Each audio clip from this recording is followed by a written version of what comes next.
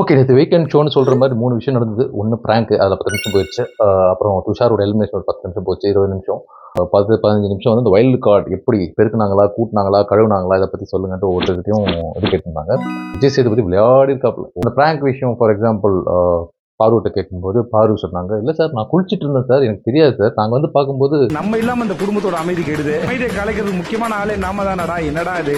இல்ல sir. Madam நீங்க யாருன்னு எங்க எல்லாரும் தெரியும் மேடம். 1000 பேர் வந்தாலும் நான் எதிர்த்து நிப்பேன். நான் வந்து தைரியமானவன்னு சொன்ன வாட்டர் மெலன் கேளுங்க. கீழ ரயில் பூச்சி ஒண்ணு வந்துருச்சு சார். அத பார்த்து அது டிஸ்டர்ப் பண்ணிடுச்சு சார் அப்படின்னு. வினோதுடைய கவுண்ட் எனக்கு பிடிச்சிருந்தது. அந்த ட்ரெயினை பிடிச்சி அப்படியே கிளம்பி போயிருந்தேன். அசிங்கப்பட்டார் வாட்டர் மெலன். பிரஜன் ஒரு விஷயம் சொன்னாரு, ஆம்பளை இருந்தா நேருக்கு நேர் மோதுன்னு.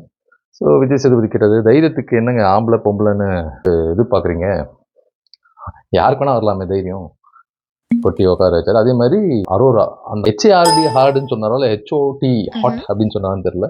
அம்மா எல்லா வாரமும் சொல்லிட்டு அம்மா நீ எங்க இருக்கேன்னு. துஷார் எலிமினேஷன் எக்ஸ்பெக்ட் பண்ணது தான். அணைய போற நெருப்பு பிரகாசமா இருக்குன்ற மாதிரி லாஸ்ட் வீக் மட்டும் அங்கங்க வந்துட்டு போனாரு, தொளிச்சாரு.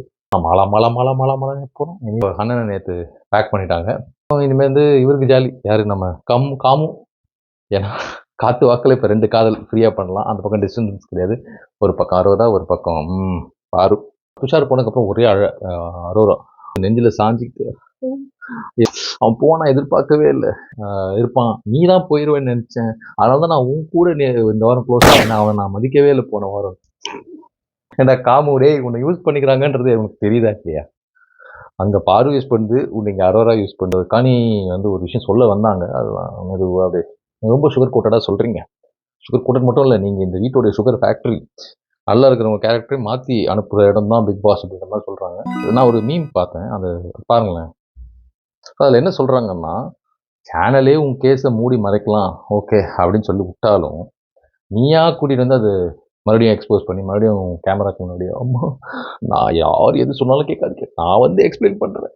கேமராக்கு முன்னாடி ஒரு சீனை போடுறாங்க. இவங்களா போய் வாலண்டியராக ஒரு விஷயத்தை தெரிஞ்சுக்க ஆசைப்பட்டாங்க. திவ்யா வாயால் கேட்டு அதை இந்த அம்மா வேற மாதிரி காமிச்சு கான்டெக்ஸ்டே தப்பாயிருச்சு. கமரு ஒரு காமெடி பண்ணாப்புல திவ்யாவை பற்றி சொல்லும்போது, பாருவை விட 5 டைம்ஸ் பேடாக இருக்கிறாங்க சார் அப்படின்னா, உடனே விஜய் சேதுபதி பிடிச்சிட்டு, ஏன்பா பாரு பேட்னே நீ இப்போ தானேப்பா சொல்கிற, இத்தனை நாள் எங்க ஏன் சொல்லலை அப்படின்ற மாதிரி சொன்னார். தனிக்கு ஒரு அட்வைஸ் கொடுத்தாரு விஜய் சேதுபதி. அதாவது சாஃப்ட்வேர் மாற்றணும்னா லெஃப்ட் சைடில் பாருவும் ரைட் சைடில் திவ்யா கணேசன் வச்சுக்கோங்க.